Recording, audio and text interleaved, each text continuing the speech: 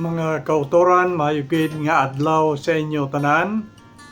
Karon amo ang tion sang aton pagpamalandong sang pulong sang Ginoo. Kag ang pulong sang Dios nga aton pamalandungan karon ini makita sa Lucas kapitulo 5 halin sa 27 pagkadto sa 32. Ako nanay ini pagabasahon sa hiligaynon nga Bible kag diri nagasiling. Sa tapo sini nagwa si Jesus kag nakita niya si Levi nga isa ka manugsukot sang buhis nga yara sa iya nga opisina. Nagsiling si Jesus sa iya, "Upod ka sa akon." Nagtindog si Levi kag ginbiyaan niya ang tanan kag nagupod sa iya. Dayon si Levi naghiwat sing dako nga punsyon sa iya balay para kay Jesus. Kag didto upod nila ang madamo nga mga manugsukot sang buhis kag iban pa nga mga bisita. May mga Fariseo kag mga manunodlo sang kasugoan nga kaupod nila nga nagreklamo sa mga gintuton-an ni Jesus. Nagsiling sila, "Nga bala nga nagakaon kamo kag nagainom upod sa mga manugsukot sang buhis kag sa mga makasasala?" Si Jesus nagsabat sa ila, "Ang maayo wala nagakinanglan sang manugbolong, kundi ang nagamasakit lang. Wala ako nagkari sa pagtawag sa mga matarong, kundi sang mga makasasala sa paghinulsol." Basahon ko lang ang 31, sulito nakon, kay diri amo ini ang liabi nga bersikulo nga atong gid pagapamalandungan. Si Jesus nagsabat sa ila, "Ang maayo wala nagakinanglan sang manugbolong, kundi ang nagamasakit lang." Aton tan-awon ang bug-os nga istorya diri agon makuha naton sing maayo kung ano ang subuot silingon ni Kristo sa sining bahin sa balaan kasulatan nga aton ginbasa. Si Jesus Christ nga nagapanlakatan, nakita niya si Levi, ngala niya si Levi. Kag ini gintawag sang balaan nga kasulatan nga isa siya sang mga manugsukot sang buhis, tax collector siya. Kag ginsingganan siya ni Kristo, "Upod ka sa akon, follow me." Kag ginbiyaan dayon ni Levi ang iyang opisina kag nag-upod kay Jesus Christ. Pero siling sa Bible, si Levi naghiwat sang sinalo-salo, punsyon didto sa ilang balay. Kag may 3 ka klase sang grupo sa mga tao nga didto nagkaon upod sa ila. Ang una, si Jesus Christ kag ang iyang mga sumulunod. Ang ikaduha nga grupo nga nagkaon didto sa balay ni Levi sang ilang nga sinalo-salo, amo ang mga tao nga ginatawag nga Fariseo. Ini nga mga tao, amo ang grupo sa mga tao nga nagakilala nga sila ang pinakamatarong nga mga klase sa mga tao, kag ang iban iya na medyo makasasala sa ila nga pananaw. Kag ikatatlo nga grupo diri sa mga tao nga nag-upod sa ila, amo ang mga tao nga tax collector nga ginakabig sang mga Pariseo nga mga tao gid nga makasasala. Kay ining mga tax collector nagamanggaranon sila kay tama kadayaon sa ila, ginapasobraan nila ang buwis sa pagkuha sang buhay sa mga tao kag ang sobra ila ginasulod sa ilang bulsa. So ang pagkilala sang mga Parisiyo nga sila makasasala gid nga mga tao. Kag samtang nagkakaon sila didto sa balay ni Levi, ang tao nga gintawag ni Kristo nga mag-upod ka sa akon, naggumod ang mga Parisiyo para sa ilang balatyagon, hindi pwede. Nga nagsiling sila sa mga sumulunod ni Kristo, siling niya nga ang inyong manunudlo kung sa aton pa si Jesus Christ nga ang nagaupod sa mga tao nga mga makasasala. Siling nilang makasasala ang mga tax collector nga nagkaon dito upod sa ila. Nga ang nagakaon ang inyong manunudlo kung sa aton pa si Kristo upod sa mga makasasala. Kagamo ini ang sabat ni Kristo, kay nabatian ni Kristo ang ilang gulumoron kag ilang mga pamangkot. Ang sabat ni Kristo nagasiling, ang mga tao nga maayos ang lawas kung sa aton pa wala nagamasakit, wala nagakinahanglan sang manugbolong o konduktor. Ang nagakinahanglan lamang sang manugbolong o konduktor amo ang mga tao nga nakahibalo nga sila may masakit. Okay, aton ini balhinon jutay, lisoo naton jutay ang buot silingon ni Kristo dire. Ang buot silingon ni Kristo amo ini nga ang tao nga wala sing sala, wala nagakinahanglan sang manluluwas. Katulad sang Parisiyo nga nagakilala nga wala sila iya sing sala, hindi sila iya makasasala. Kag iban lamang nga mga tao katulad sang tax collector amo ang may sala kag makasasala, sila iya wala sing sala.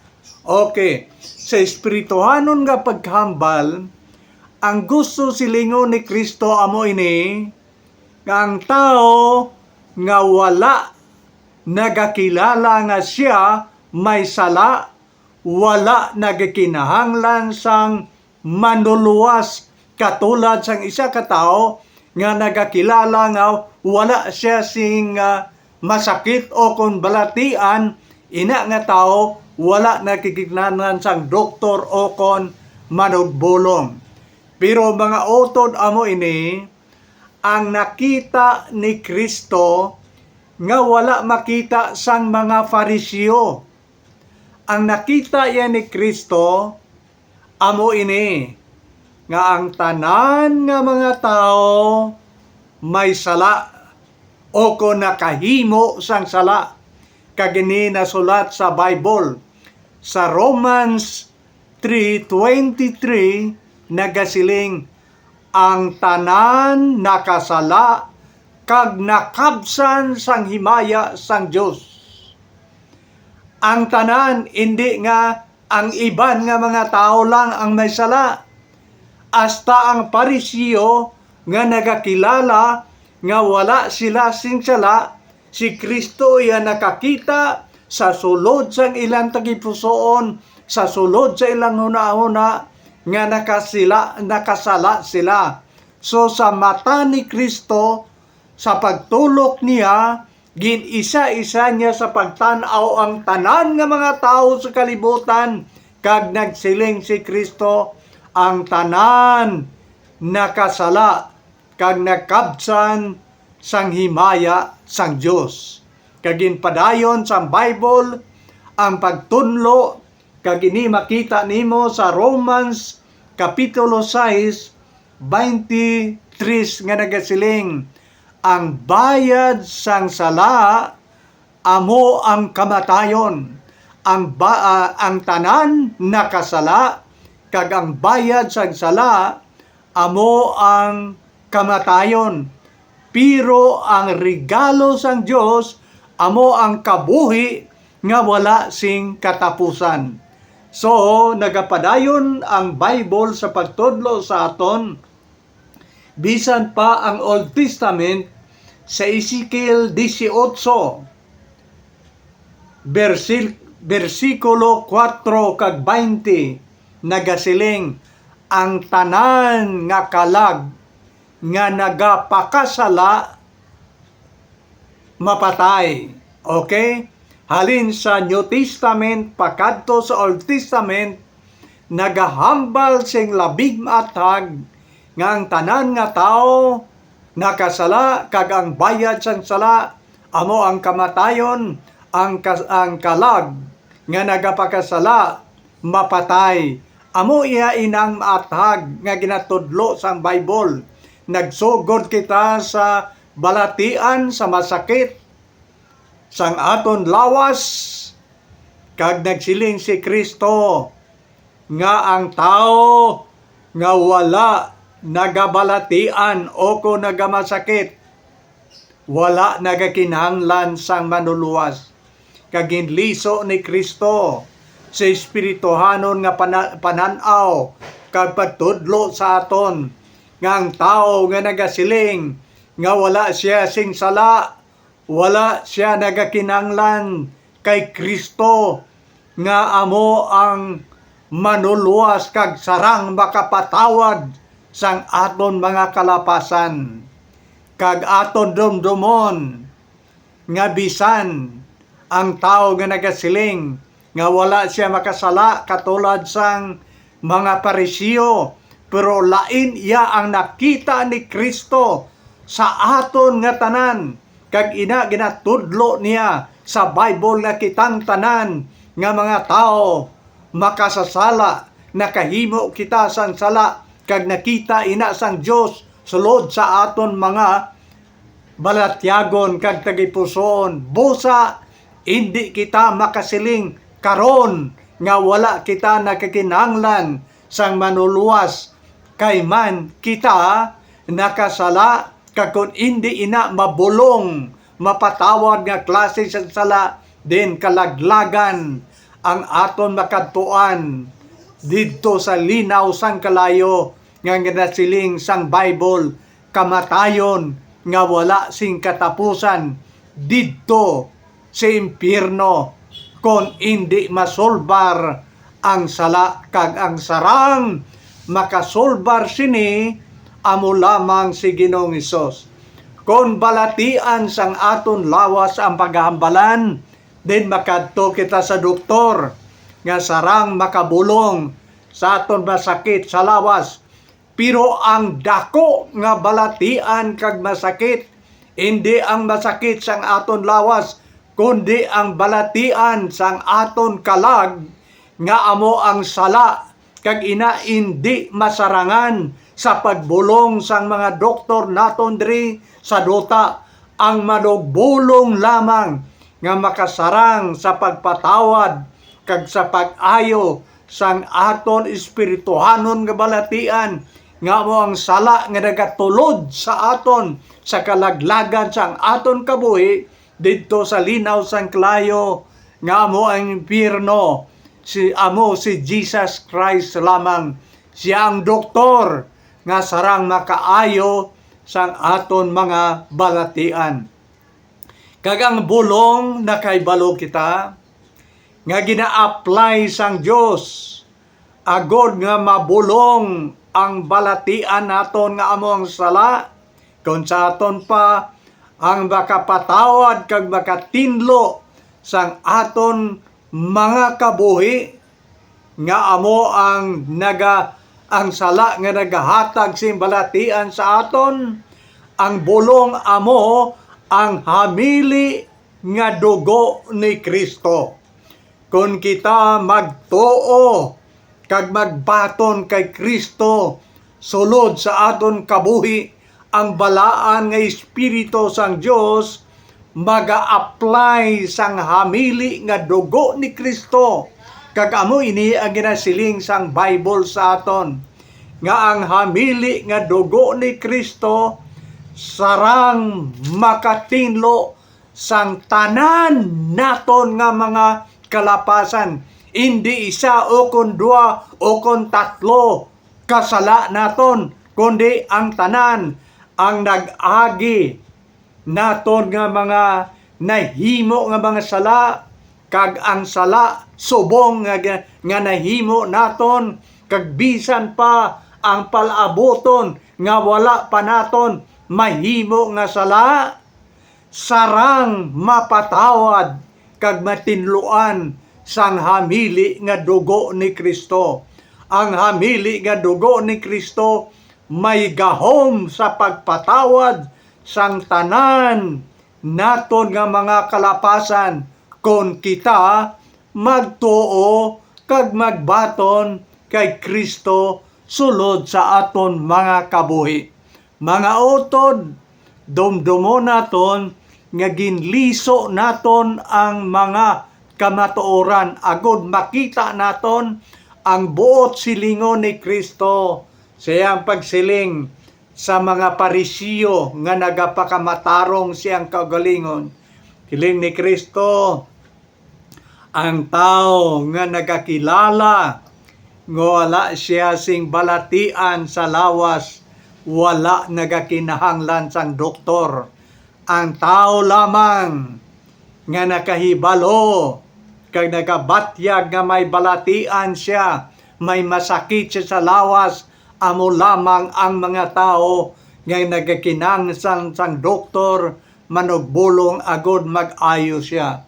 Kag kamatuoran nga gusto silingon ni Kristo amo ini nga may masakit kita tanan.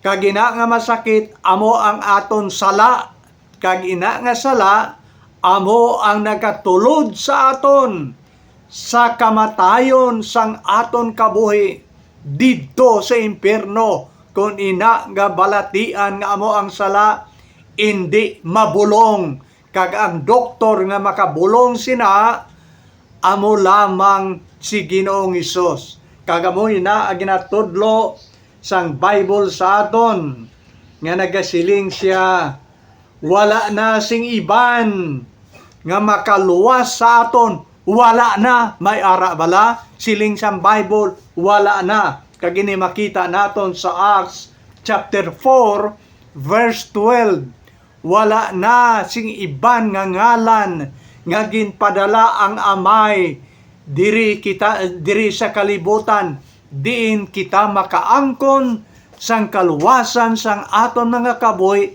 luwas kay Ginoong Hesus. Wala na sang iban nga ngalan. Kung may ikaw may nabalaan pa nga iban nga manuluwas, inaiya wala ginatudlo sang Bible. May isa lang ka manuluwas nga amo si Ginoong Hesukristo nga ginpadala sa kalibutan. Kag amo ini ang siling sang Bible. Ginigugma gid sang Dios ang kalibutan sa bagay nga ginpadala niya, ginhatag niya ang iyang bugtong anak, agud nga ang bisan sino nga magtuo sa iya hindi malaglag, kundi makaangkon sang kabuhi nga wala sing katapusan. Kung sala ang paghambalan, hindi ina mabulong sa ang aton doktor diri sa duta, bisan ano pa ang abilidad sina nga doktor, hindi siya makasarang. Kag ang makasarang lamang sa pagbulong, sa pagpatawad sila, amo ang bugto nga anak sang Dios, si Ginoong Hesus nga aton magluluwas, kag bangdanan nga iya ginpadala si Kristo, kag ina nga Kristo naghalad sa cross sa iyang kabuhi agud maangko naton ang kasiguruan sang kaluwasan sang aton mga kabuhi. Amoy na ginatudlo sang Bible sa aton, kag dugang pa sini nga kamaturan, amo ini ang hopta naton. Si Kristo ang doktor sang aton mga sala nga sarang makaayo kag makatinlo sang aton mga kabuhi. Siya iya hindi katulad sang aton mga doktor diri sa duta. Ang aton doktor diya sa duta, kung magpabulong ikaw, magpakonsulta pa ikaw nga daan, nagabayad na ikaw sa ila. Kung ma-hospital ikaw, dugang pagid bayad. Kung ulipirahan ikaw, ibong balatian, appendicitis, nagabayad pagid ikaw sang dugang. Pero si Kristo ya ang doktor sang aton sala, ang manugbulong sang aton sala, epektibo nga doktor sang aton sala. Wala siya nagasukot, wala iniya sing bayad. Ang iyang bulong libre, ang iyang hamili nga dugo libre, wala sing bayad. Ang imo lang himuon amo nga magpaubos kita sang aton kaugalingon, itugyan naton ang bugos naton nga kabuhi sa iyang gamhanan nga kamot, kag operahan niya ang aton balatian sa tagipusoon, tinluan niya ang bugos naton nga kabuhi, kag maangko naton ang kauyuhan, ang kabuhi nga wala sing katapusan, nga iyang ginasaad, nga ihatag niya sa aton.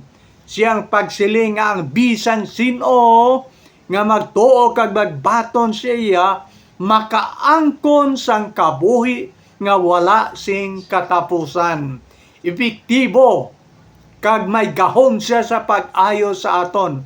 Ang iyang ginahimo sa aton amo, nga ginagapanawag siya, halin sang una, tubtob subong, si Kristo nagapanawag.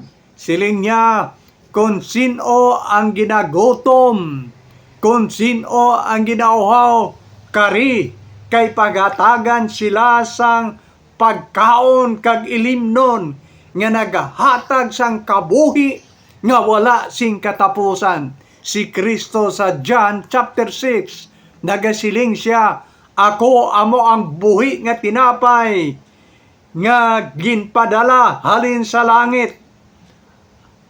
Ang magakaon sang akon unod, silin ni Kristo, kag magainom sang akon dugo, makaangkon sang kabuhi nga wala sing katapusan. Nagaimbitar siya.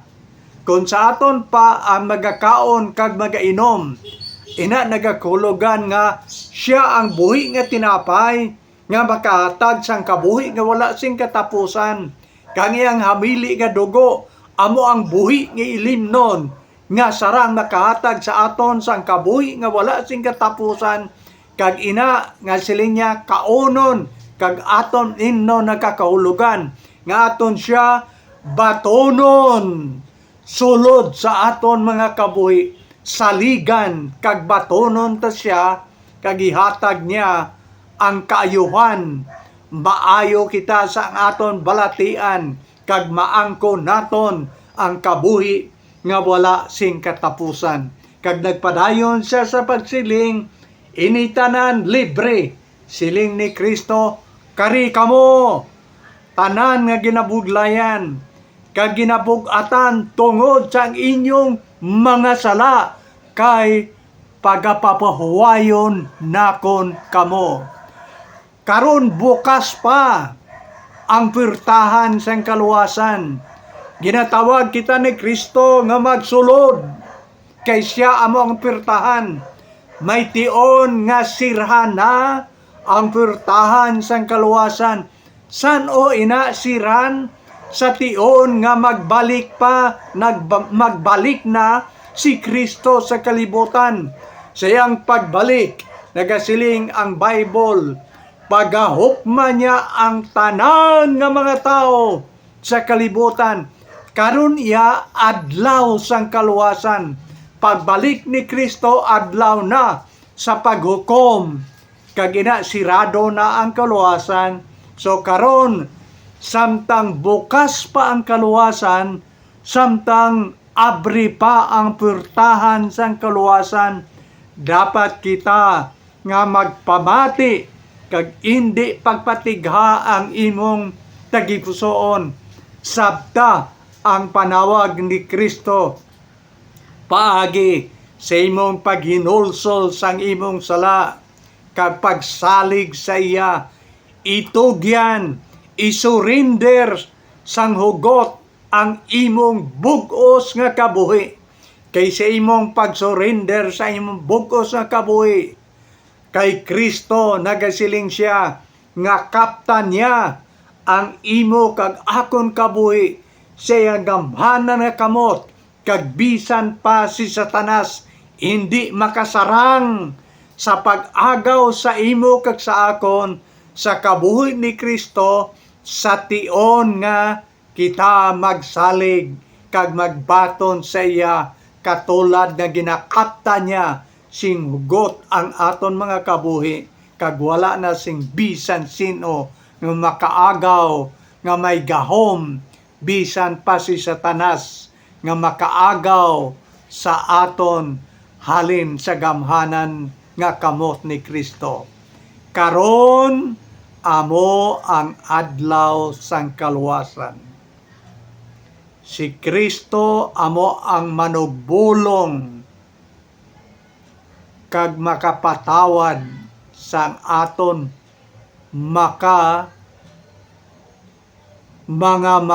sala nga nagalaglag sang aton kabuhi. Kag tungod kay karon amo ang adlaw sang kaluwasan nga ginatanya, gina-offer ni Kristo sa aton, karon man ang nagakadapat, nagakabagay nga aton buksan ang aton mga kabuhi, saligan kag batono naton siya sulod sa aton tagipusoon karon dayon. Mga kautoran, madamo gid nga salamat kag kabay nga ang Dios magpakamaayo gid sa aton tanan.